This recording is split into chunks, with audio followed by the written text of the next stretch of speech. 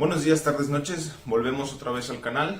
La verdad es que tuvimos un problema de tiempos, también unos cuantos obstáculos académicos y por eso no habíamos hecho otro vídeo, no habíamos hecho tampoco otra temática como la que habíamos pensado también de salir y hacer rodajes fuera. Es verdad que tenemos una sobre el Prado, pero bueno, hay algunas cosillas que no me gustaron y que quiero arreglar primero antes de presentar ese vídeo. Las razones más importantes del parón que tuvimos fue la principal, que la herramienta que utilizamos para editar los vídeos estaba siendo utilizada por otra persona.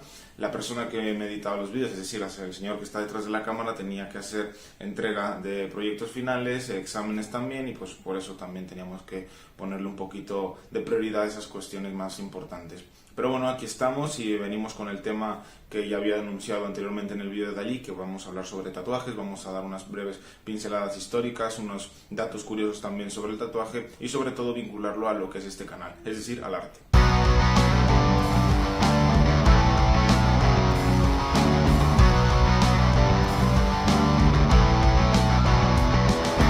Bueno, antes de comenzar tengo que decir que hacer una historia del tatuaje sería una tarea muy complicada por evidentemente la extensión que tiene el tema y sobre tantas variantes que puede tener. Encontramos muchas culturas que han utilizado esta práctica.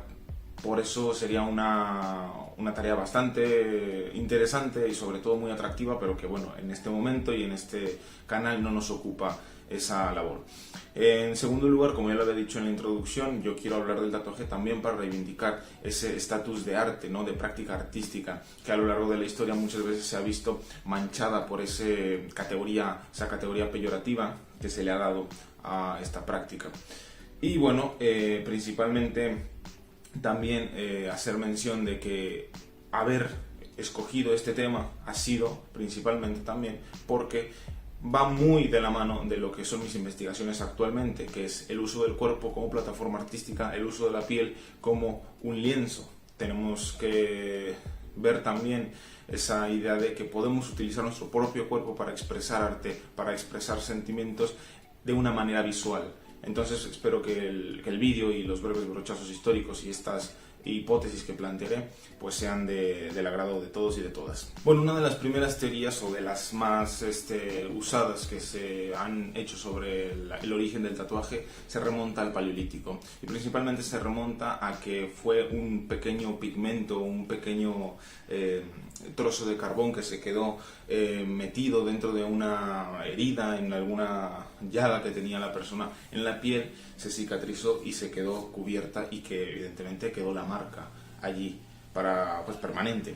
Y luego ya más adelante se hablaba del uso medicinal del tatuaje, es decir, hierbas que se metían en incisiones, concretamente en los puntos energéticos del cuerpo, y que a partir de una quemazón, quemar esa zona de la incisión, pues se quedaba grabado el pigmento y las hierbas pues ahora formaban parte de la piel y se quedaba, como es sabido, pues la marca en la piel de la persona. Esto sería una de las principales teorías para ver cómo el tatuaje empieza quizá de una manera accidental y después llega a ser una forma medicinal y una forma de uso terapéutico para algún tipo de malestar. Y ahora sí, ya lo que tenemos documentado es que el primer tatuaje, podríamos decirlo así, fechado y que se sabe de quién es, data del año 2200 a.C., de una sacerdotisa, la sacerdotisa Amunet del templo de Hathor, que se encontró la momia en Tebas, y lo que se encontró pues fueron dos líneas paralelas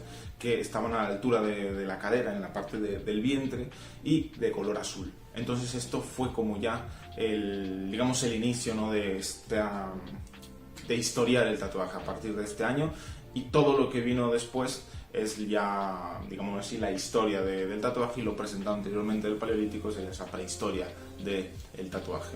Evidentemente, como es una sacerdotisa y sabemos a quién le rendía culto, a la diosa Hathor, a la diosa del amor, de la fertilidad, diosa egipcia, pues entonces entendemos que el uso de ese tatuaje, la práctica de esos tatuajes que tenía la momia y que se encontraron en la momia, pues forman parte de un ritual enmarcado en el ámbito religioso. Después venimos a la etapa griega, que es un salto muy grande en el tiempo, pero como Lo he dicho antes, lo vuelvo a repetir, abarcar todas las etapas y todos los momentos históricos sería muy complicado y además el vídeo se haría súper largo y también muy pesado de ver. En la etapa de Grecia se cree que el tatuaje entraría ya hasta el siglo VI a.C. porque anteriormente no se veía en la literatura y no se veía tampoco en esas tradiciones que tenían la gente que vivía en esta época.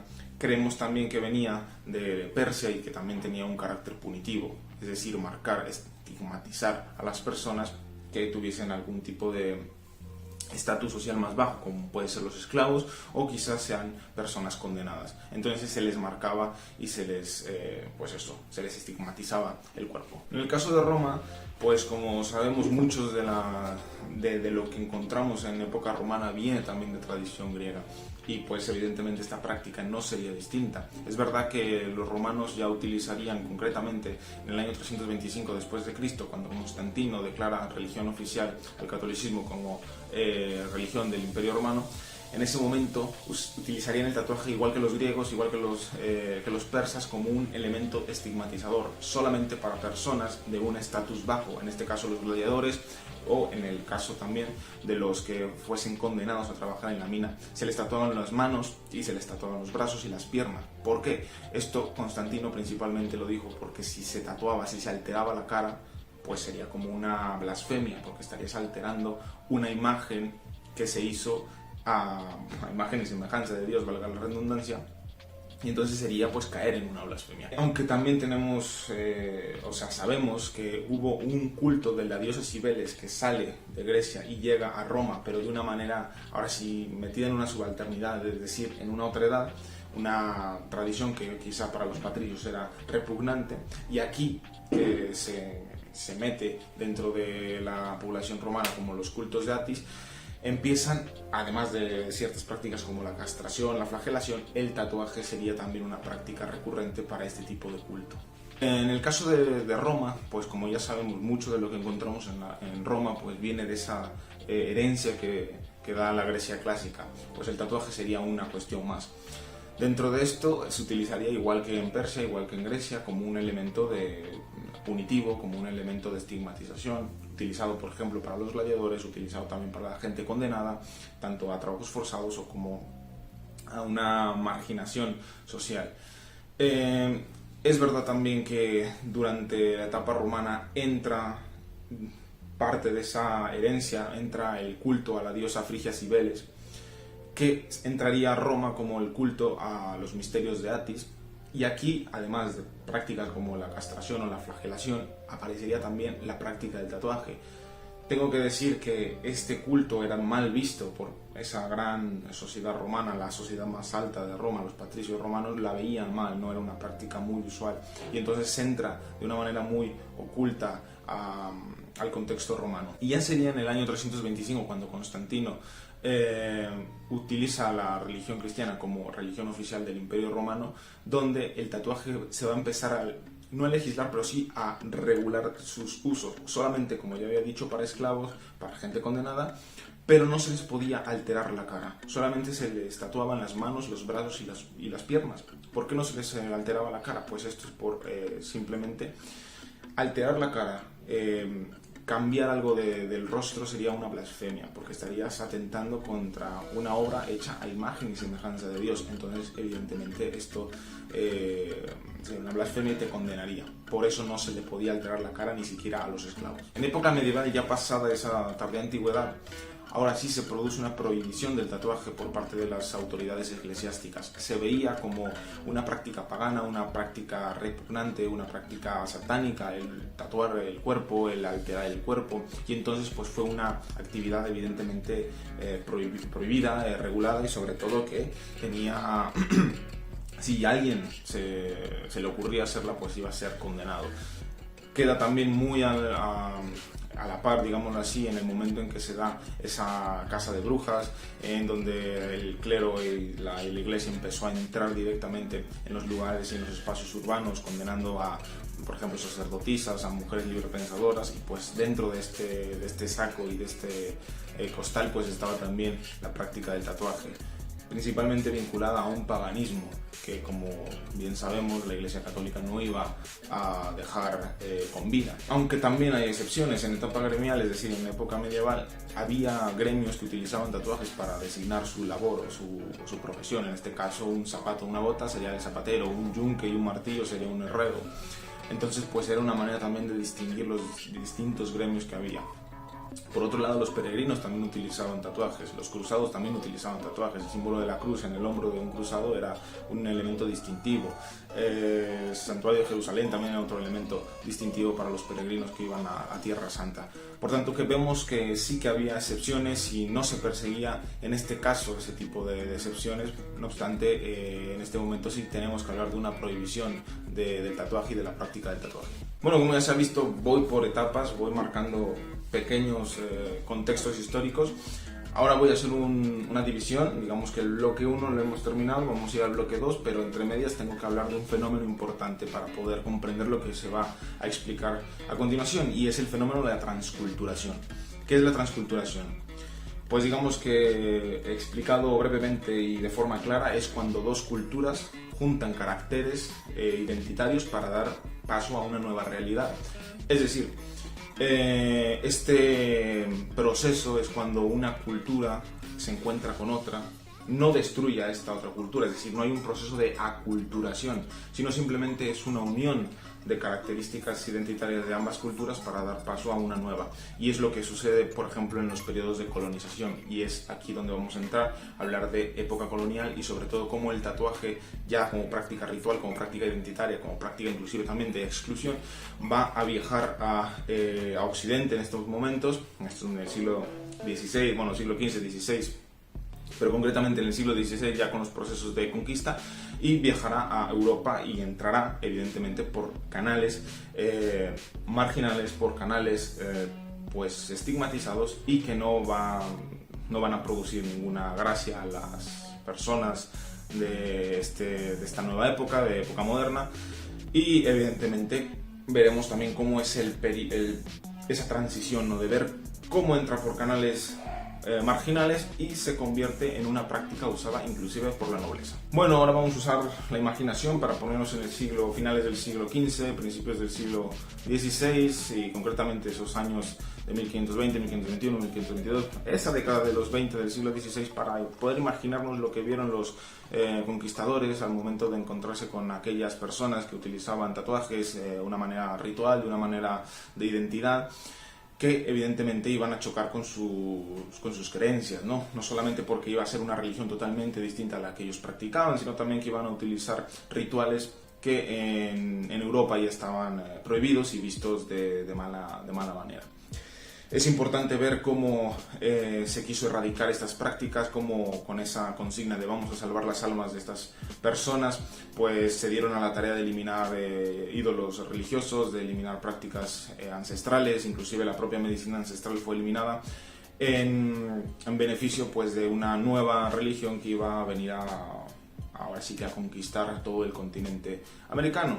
Pero claro, como siempre y como ya lo he dicho, en los fenómenos de transculturación, algunas características, algunos caracteres identitarios se quedan y se transforman. Es lo que se denomina como una transculturación semiótica, es decir, el significado cambia, no en su totalidad, pero sí tiene algunos cambios importantes. Y entonces, claro, dentro de esta transculturación semiótica, el tatuaje fue una de las prácticas que tuvo este cambio, y estos cambios llegaron a Europa, como ya lo había dicho, por caminos marginales, ¿no? Los conquistadores, los presos que iban a trabajar a las Américas y que volvían luego a Europa, venían ya con estas prácticas adoptadas. Gente también como los piratas también iban a adoptar estas prácticas, y como podemos ver eran sectores sociales, estratos sociales marginales que iban a estar entrando a Europa y que evidentemente iban a comenzar a gestar una estigmatización de estas prácticas. Bueno, como ya lo había dicho, la entrada los canales por donde entraba el tatuaje eran los marineros, los piratas.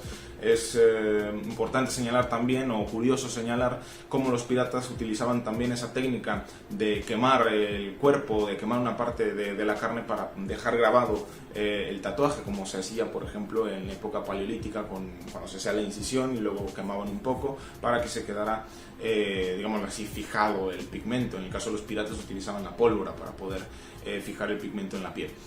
Y bueno, empieza ya a entrar en el entorno pues de unos estamentos de clase trabajadora y esta práctica inclusive también iba a ser considerada peyorativa y por tanto también señalaría que solamente determinadas clases bajas iban a tener iban a hacer uso de esta práctica.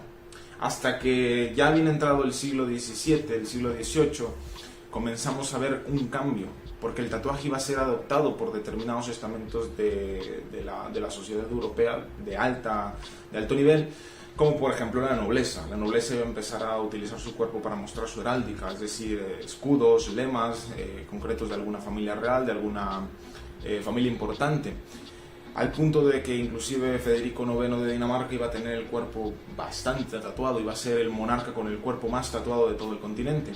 Y es en este momento cuando ya otra clase social que en estos momentos estaba empezando a aparecer, que era la burguesía, iba a emplear también el tatuaje. Por tanto, aquí vemos cómo el tatuaje se empieza a asimilar medianamente y va a ser también, por un lado, bien visto si lo utilizaban los burgueses, si lo utilizaba la nobleza, pero por otro lado mal visto si lo utilizaba la clase proletaria y clases marginales, ¿no? Entonces aquí ya vemos una dicotomía según quién lo usaba y según los intereses para los que se usaba el tatuaje. Bueno, vamos a dar un salto otra vez en el tiempo, intentando seguir este eje cronológico que he diseñado de una manera pues intentando ser coherente a pesar de los saltos que estoy dando. Nos vamos al siglo XX, a las décadas de los 60, 70, para poder hablar de la época oscura del tatuaje.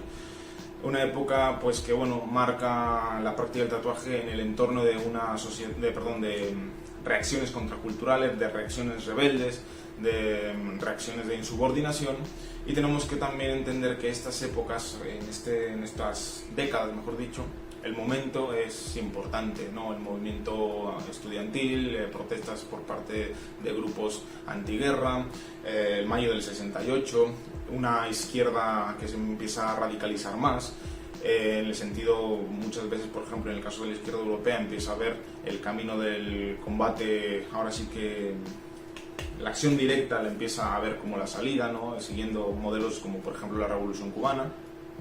Y entonces, claro, es un caldo de cultivo muy propenso para que estas prácticas empiecen otra vez, como pasó en el siglo XV, como pasó en el siglo XVI, como pasó en la época medieval, pues empiecen a vincular con determinados grupos, con determinadas, vamos a decirlo así, contraculturas, que para la sociedad bien pensante y la sociedad políticamente correcta y la sociedad buena, digámoslo así, utilizando esa palabra, iba a ser una práctica pues aberrante y que no tenía que imitarse, porque si no te iban a poner dentro del costal, es decir, te iban a estigmatizar. Como ya lo habíamos hablado, el tatuaje también es una práctica que estigmatiza y que excluye. Entonces, en este momento empieza lo que hablamos como la época oscura, la época de rebeldía. Es verdad que en estos momentos florecen movimientos como el movimiento hippie, el movimiento punk empezaba a tener más fuerza. Como ya veremos en los años 80, ya directamente es donde ya el movimiento punk explota y ya hay un montón de contracultura que sigue este tipo de vertiente, y entonces obviamente esto produce también una estigmatización del tatuaje. Y luego vamos a ver, ya entrado en los años 90, ya el siglo XXI, vamos a ver cómo la sociedad dominante, la cultura hegemónica, va a adoptar esa práctica del tatuaje, va a fagocitar esa contracultura, ese mensaje contracultural que tenía, para hacerla admisible a las sociedades de ese momento. Entonces vamos a ver un fenómeno bastante curioso. Ahora el tatuaje iba a formar parte, iba a vertebrar también lo que es la lógica del mercado, y iba a formar parte del capitalismo. Bueno, de la época oscura a finales del siglo XX, principios del siglo XXI, hay un importante, digamos así, punto del que tenemos que hablar, y que el tatuaje en un principio podríamos pensar que se vio afectado, que es la crisis del SIDA. Como saben, el SIDA irrumpe en los años 80 y causa pues verdaderos estragos en la población, concretamente en determinados grupos, y esto lo que hace es también estigmatizar a los grupos, a trabajadoras y trabajadores sexuales, a drogodependientes y drogodependientas. Entonces esto va a hacer que sus cuerpos queden estigmatizados. Entonces, de la misma manera, el tatuaje, la práctica del piercing también iban a ser prácticas propensas a la estigmatización. Curiosamente, apenas fueron alteradas estas prácticas. De hecho, la práctica del piercing, la práctica del tatuaje durante la crisis del SIDA entró en una espiral de consumo. Entonces es una de las reacciones que yo he entendido que forman parte de cómo esa cultura hegemónica, esa cultura dominante cogió al tatuaje y lo fagocitó tanto su carga, ahora sí, que venía heredada de esa época contracultural, y la hizo admisible. Por tanto, ya no era una práctica tan condenada a un ostracismo social, y por eso durante la crisis del SIDA se pudo sumergir en esta, como he dicho, espiral de consumo. Bueno, como es evidente, el avance tecnológico también iba a tocar a la práctica del tatuaje, concretamente al método para tatuar, y sobre todo también el instrumento que se iba a utilizar para poder hacer los diseños en la piel. Entonces voy a dar brevemente unos brochazos históricos sobre la máquina de tatuaje. Empezaríamos en el siglo XIX, finales de los 80, finales del siglo XIX, cuando en Nueva York Samuel O'Reilly crea la primera máquina de tatuajes, que venía también imitando un modelo de una máquina de perforadora de hojas de Thomas Alva Edison. Luego, al siguiente año en Gran Bretaña se hizo lo mismo, una máquina que seguía también los mismos patrones, hasta que en 1929 Percy Waters hace una máquina ya con un dispositivo vibrador que evidentemente iba a superar las máquinas anteriormente producidas. Es decir, un avance tecnológico que también pues iba a costar unos cuantos años, unas cuantas décadas, pero que iban a llegar y que posteriormente iba a seguir el mismo patrón para las siguientes. No obstante, el momento en el cual se va a dar ahora sí que un salto bastante importante, un salto cualitativo en cuanto a la tecnología, va a ser cuando en California el tatuador Carson Hill realice o cree su máquina. Una máquina que iba a ser ya totalmente novedosa, una máquina que iba a reducir el dolor, una máquina que iba a reducir también las horas en la sesión de producción del tatuaje, y esto evidentemente iba a marcar, digamos, como un parteaguas. Además va a ser el propio equipo de Carson Hill quien iba a mejorar esta nueva máquina, haciéndola más pequeña, de una forma mejor, o sea, más transportable, para poderla llevar a convenciones de tatuajes. Y entonces vemos cómo evidentemente también la tecnología iba a avanzar en el sentido de la producción del tatuaje, y también iba a tocar al tatuaje, como bien lo había dicho anteriormente, como un producto cultural, un producto artístico y un producto social. Bueno, llegando a este punto también quiero mencionar una cosa. Lo primero, el tatuaje, como ya lo hemos visto, es un fenómeno cultural, es una práctica cultural, es una práctica artística también.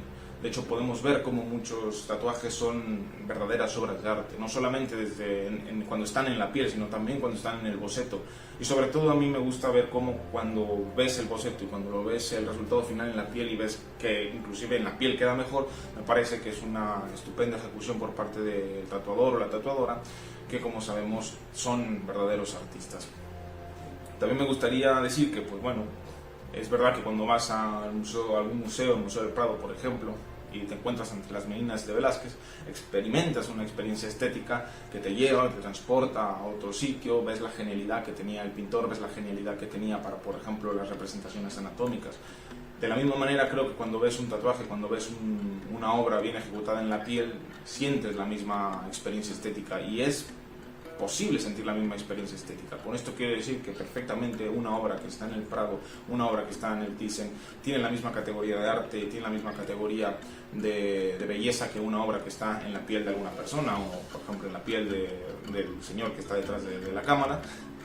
Y creo que es importante reivindicar otra vez la labor de los tatuadores y de las tatuadoras como verdaderos artistas visuales. Y para terminar, simplemente llegar a la conclusión de que evidentemente nosotros tenemos un lienzo enorme siempre con nosotros, que es nuestra piel. Podemos intervenir en ella, podemos hacer que cambie de color, que cambie de aspecto, que cambie de la manera en que nosotros queramos embellecer nuestra piel, nuestra esencia, como diría Merleau-Ponty.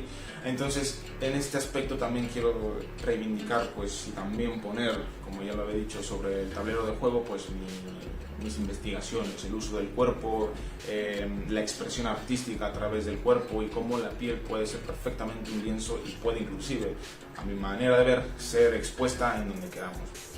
En este aspecto también es importante señalar que durante mucho tiempo la idea de intervención corporal se había visto pues mal, inclusive sigue viéndose mal. Mucha gente sigue pensando que las intervenciones corporales, verificaciones, piercing, tatuajes siguen siendo cuestiones de marginalidad, pues cuestiones peyorativas. ¿Por qué? Porque está cambiando el cuerpo, estás alterando el cuerpo. Sin embargo, no nos podemos olvidar que nuestros cuerpos, como seres humanos, son cuerpos nómadas, es decir, son cuerpos que siempre están en cambio. Nuestro cambio es natural, siempre vamos cambiando. Nos crece barba, nos salen arrugas, nos salen canas, el color del pelo, como ya he dicho, se cambia de color. Es decir, tenemos un cambio constante. La alteración del cuerpo por elementos estéticos es un cambio que nosotros optamos, pero es un cambio inclusive mejor, porque es un cambio que nosotros dirigimos y que nosotros somos los verdaderos artífices de ese cambio, aunque haya algún tipo de intermediario, en este caso el tatuador, el anillador, que son los que te ponen los piercings, ¿no? El tatuador, el anilladora que te ponen los piercings, que te hacen los tatuajes, pues también son esos intermediarios, pero nosotros somos los que vamos dirigiendo esos cambios. Por tanto, lo que quiero decir es que el cambio producido dentro del cuerpo es perfectamente una obra artística, es perfectamente una obra que te puede llevar a una experiencia estética y que además te puede hacer gozar al momento de verla. Con esto termino el vídeo, espero que les haya gustado, que por lo menos les haya despertado alguna curiosidad para investigar. Yo creo que el tema del tatuaje, por lo menos porque, o sea, es una de las razones por lo que yo lo elegí, es un tema bastante interesante. Creo que a día de hoy tenemos mucha información sobre el tatuaje, ya se lo digo yo, que tenemos mucha información sobre el tatuaje, mucha documentación. Invitar simplemente a que den una ojeada a algunos libros, algunos artículos, o simplemente pues ir preguntando a conocidos o conocidas que se dediquen a hacer tatuajes, porque realmente es un tema apasionante y además es interesante. Con esto terminamos. El siguiente vídeo, que espero sea para este mes de septiembre, si todo va bien, si nos da la cartera, va a ser sobre arte prehispánico en México. Creo que es también un pequeño guiño al mes de septiembre, mes patrio en el caso de los mexicanos y las mexicanas, y espero que lo disfruten también. Anuncio también el siguiente vídeo después del de México, que va a ser sobre arte medieval en la India. También espero poder abordarlo bien, teniendo en cuenta que es un reto para mí, porque es un arte que desconozco prácticamente en su totalidad. Entonces me voy a tener que meter a la documentación de ese arte, a estudiarlo y a intentar hacer el mejor de los trabajos para poder traer un vídeo que valga la pena y que sobre todo disfruten todos y todas. O sea que pues nada, nos vemos a la próxima. Arte mexicano, ya, suscríbanse, like, compartan con sus amigos, con sus amigas, compartan el vídeo también a su madre para que les deje hacerse un tatuaje, compartan el vídeo a su padre para que no les desriña cuando vayan a casa con el tatuaje. Pero bueno, entonces nos vemos, gracias a todos y a todas. Besitos.